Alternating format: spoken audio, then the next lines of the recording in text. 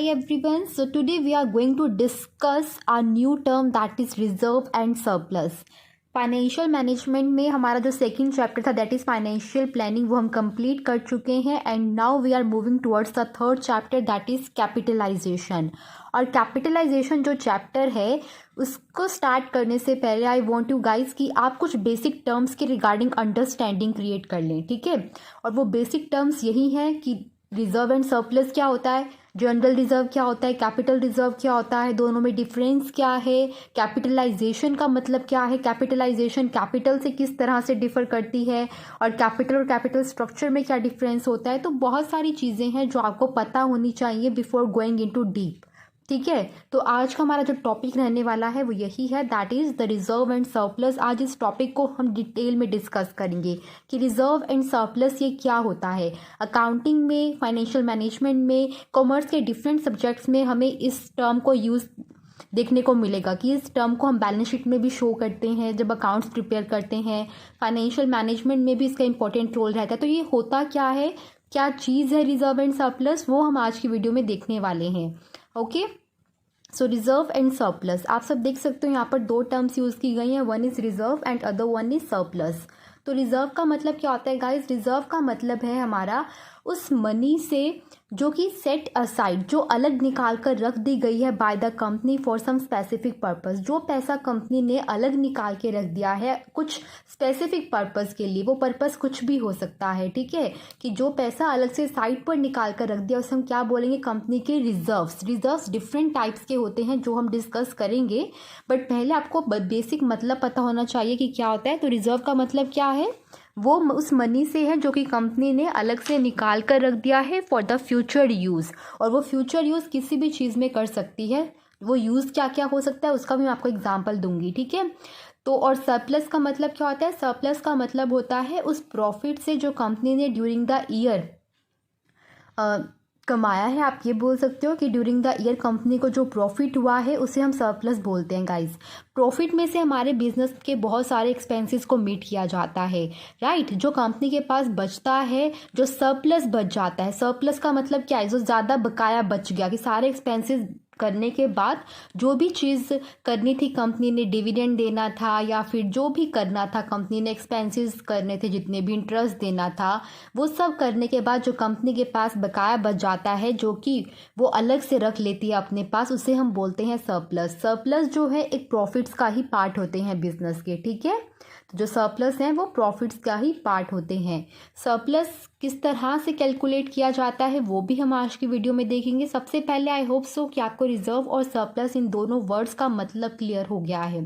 Surplus का मतलब वही है कि जो कंपनी के प्रॉफिट्स हैं उनका जो बकाया कंपनी के पास रह जाता है, सारे एक्सपेंसेस, सारा डिविडेंड वगैरह जो भी कंपनी ने अपना ड्यूरिंग द ईयर जो भी सोचा है वो करने के बाद जो कंपनी के पास बच जाता है उसे सरप्लस बोलते हैं. और रिजर्व हमारे प्रॉफिट का वो पार्ट होता है जो कंपनी अलग से निकाल कर रख लेती है for the future use.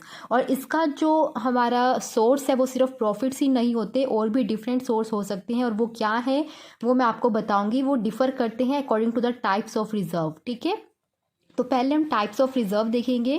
Types of reserve में सबसे पहला टाइप यहाँ पर लिखा है कैपिटल रिजर्व. कैपिटल रिजर्व का मतलब क्या होता है guys, capital reserve is an accumulation of profits generated from capital transactions that is used for financing long term projects. क्या लिखा है, for financing long term projects. ये इंपॉर्टेंट टर्म है यहाँ पर कि कैपिटल रिजर्व हमारे कौन से रिजर्व्स होते हैं, वो रिजर्व्स जो कंपनी ने एक्यूमुलेट किए हुए हैं, इकट्ठे किए हुए हैं उन प्रॉफिट से जो उसको कंपनी को अर्न हुए हैं from the capital transactions. Capital transaction से हमारा मतलब है कि जो कैसी होती है नेचर में, कैपिटल होती है इन नेचर. जैसे कि सेल ऑफ असेट या फिर सेल ऑफ शेयर से जो कंपनी को पैसा मिलता है, ठीक है, कि अपनी फिक्स्ड असेट्स को सोल्ड कर कर कंपनी को जो पैसा मिलता है जो कि कैपिटल होती है इन नेचर में, मतलब कि अच्छे खासे मतलब कि अमाउंट की होती हैं और लॉन्ग टर्म नेचर की होती हैं, ठीक है. तो उसे हम बोलेंगे कि उन ट्रांजेक्शन्स के थ्रू जो कंपनी को प्रॉफिट होता है उनकी एक्यूमुलेशन से जो रिजर्व बनाया जाता है उसे बोलते हैं capital reserve. Security premium reserve क्या होता है, ये नाम से ही पता चल रहा है। सिक्योरिटी प्रीमियम क्या होता है, अकाउंट्स में जो अकाउंट्स जिन्होंने पढ़ा है उनको पता होगा सिक्योरिटी प्रीमियम क्या होता है गाइस। जब भी कंपनी इशू करती है शेयर्स को तो उसे फेस वैल्यू पर करती है।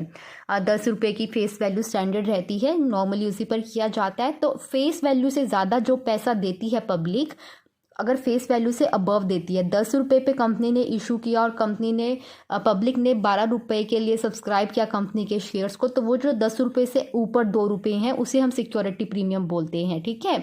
और उस तरह से जो कंपनी को पैसा मिलता है, उस पैसे से बनाया गया जो रिजर्व होता है उसे बोलते हैं security premium reserve. It refers to the money received by the company in the form of premium over and above the shares face value. ये मैंने अभी आपको बताया, वही बात यहाँ पर लिखी हुई है। थर्ड है जनरल रिजर्व। जनरल रिजर्व जो है एप्रोप्रिएशन है। एप्रोप्रिएशन का मतलब क्या है, डिस्ट्रीब्यूशन, ठीक है। कैपिटल रिजर्व में आपने एक वर्ड देखा था जो कि क्या था, एक्यूमुलेशन। एक्यूमुलेशन मतलब कि कलेक्शन, आपने जो है इकट्ठे किए हुए हैं जितने भी प्रॉफिट्स आपको हुए कैपिटल ट्रांजैक्शन से, उन सबको इकट्ठा करके कैपिटल रिजर्व बना। Security premium reserve face value से ऊपर जितना पैसा मिला कंपनी को, उससे जो इकट्ठा किया गया पैसे से क्या कौन सा रिजर्व बना उसे बोला security premium reserve. General reserve क्या बोल रहे हैं, it is an appropriation. Appropriation से हमारा मतलब है distribution of the profits that is created for meeting the general future needs of the business.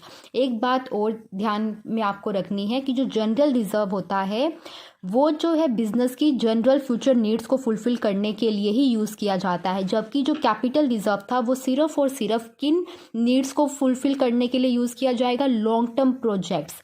Long term projects हमारे वही होते हैं कि कंपनी को कोई न्यू एसेट परचेज करनी है, ठीक है, तो वो एक लॉन्ग टर्म प्रोजेक्ट होगा। R&D में अपना इन्वेस्ट करना है, ठीक है, तो वो कंपनी के लॉन्ग टर्म प्रोजेक्ट्स होंगे। जनरल रिजर्व हम कैपिटल नेचर की ट्रांजेक्शन्स के लिए भी यूज़ कर सकते हैं और नॉर्मल ऑपरेटिंग नेचर की ट्रांजेक्शन्स के लिए भी यूज़ कर सकते हैं जनरल रिजर्व को, but capital reserve will be used only for the long term projects, ठीक है। तो ये जो है हमारे पास 3 तरह के रिजर्व्स थे। आई होप सो इन तीनों में आपको थोड़ा सा डिफरेंस समझ में आया होगा और इनका मतलब क्लियर हुआ होगा। डिफरेंस पे आपको भी फोकस नहीं करना कि क्या है, क्योंकि डिफरेंस के लिए I will make a separate video जहाँ पर मैं आपको जनरल रिजर्व और कैपिटल रिजर्व में डिटेल में समझाऊंगी क्या क्या डिफरेंसेस हैं। बेसिक आई होप सो आपको समझ में आया होगा कि जो मैंने अभी आपको बताया, ठीक है। बेसिक अंडरस्टैंडिंग अगर आप क्रिएट कर लेते हो तो वो भी बहुत बहुत यूजफुल हो जाती है गाइस, ठीक है। उसके बाद हमने सरप्लस के बारे में बात कर रहे थे, अब हम बात करेंगे कि जो सरप्लस होता है means the profits made by the company during the year, उन्हें कैसे कैलकुलेट किया जाता है, कंपनी सरप्लस तक पहुंचती कैसे है। तो सरप्लस गाइस कैसे निकाले जाते हैं, सबसे पहले कंपनी के लास्ट ईयर जो भी बैलेंस शीट में प्रॉफिट्स उसने शो किए थे, मतलब लास्ट ईयर का जो सरप्लस था, पहले उस अमाउंट को लिया जाता है। उस अमाउंट में हम ऐड करेंगे, क्या चीज़ ऐड करेंगे, उस अमाउंट में हम ऐड करेंगे प्रॉफिट्स फॉर द ईयर, इस साल के जो प्रॉफिट्स हुए हैं। इस साल के प्रॉफिट्स कौन से, नेट प्रॉफिट जो कंपनी को हुए हैं after paying all the taxes, interest, ठीक है, जो कंपनी के पास प्रॉफिट्स हैं वो यहाँ पर ऐड किए जाएंगे।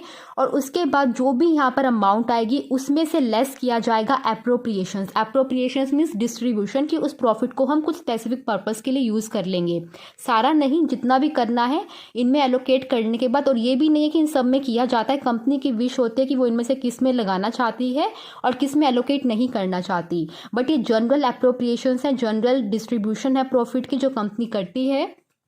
और वो किस किस पर्पस के लिए करती है, ट्रांसफर टू जनरल रिजर्व।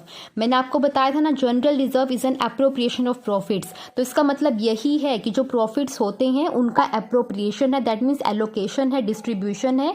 यहाँ पर कंपनी को जो भी प्रॉफिट्स हुए उसको वो ट्रांसफर टू जनरल रिजर्व करेगी, कि कुछ पैसा अलग से निकाल के रखेगी कि ये हम पर्टिकुलर जनरल रिजर्व के लिए है। दैट मीन्स कि फ्यूचर में कोई भी कंटिजेंसी आती है, कोई भी ट्रांजैक्शन कंपनी को इमीडिएटली करनी पड़ती है जिसके लिए फंड्स रिक्वायर्ड हो सकते हैं, तो हम इन रिजर्व्स का यूज़ कर सकते हैं। दूसरा प्रोपोज डिविडेंड।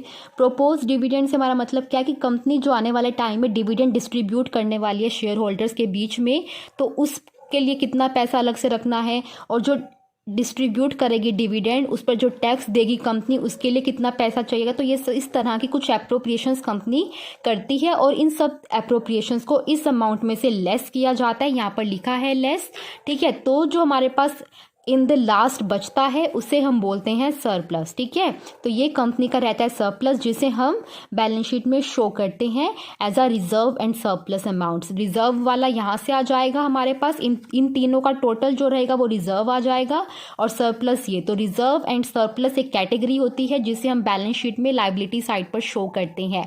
रिजर्व और सरप्लस को एज अ लाइबिलिटी क्यों शो किया जाता है बैलेंस शीट में? इसका रीजन गाइज ये है क्योंकि कंपनी खुद में एक सेपरेट एंटिटी है और कंपनी के जो ओनर्स हैं वो कंपनी से अलग हैं, और ये जो रिजर्व एंड सरप्लस है इनमें ये जो भी पैसा है तो प्रॉफिट से अर्न हुआ या कैपिटल ट्रांजैक्शन से हुआ है या सिक्योरिटी प्रीमियम रिजर्व से जो भी पैसे इकट्ठा हुए, सब हमारे डायरेक्टली या इनडायरेक्टली शेयर होल्डर्स का दिया गया है। दैट मीन्स कंपनी के ओनर्स ने दिया है, और कंपनी के ओनर्स ने जो पैसा दिया है वो कंपनी का खुद का नहीं होता, वो कंपनी को एज अ लाइबिलिटी ही ट्रीट किया जाता है, क्योंकि कंपनी के ऊपर वो लाइबिलिटी है जो कि उसने उधार ले रखा है किसी से, और इन फ्यूचर वो शेयर होल्डर्स कंपनी से एक्सपेक्ट करेंगे कि कंपनी उन्हें वापस कर दे।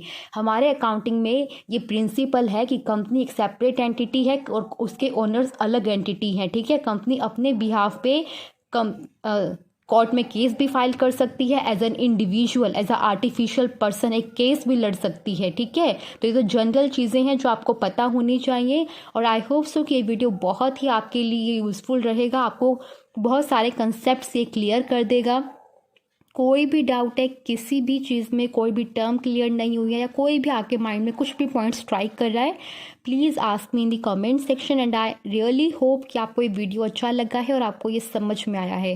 Thank you very much for watching this video guys. और हाँ, एक और बात कि ये सारे नोट्स आपको मेरे टेलीग्राम चैनल पर मिल जाएंगे। टेलीग्राम चैनल का लिंक डिस्क्रिप्शन बॉक्स में रहेगा। ठीक है, तो वहाँ से आप जाकर आप इसको नोट्स को भी रेफ़र कर सकते हो। ठीक है, सो ये सारे नोट्स मैं आपको प्रोवाइड करती हूँ। ठीक है, बाय बाय।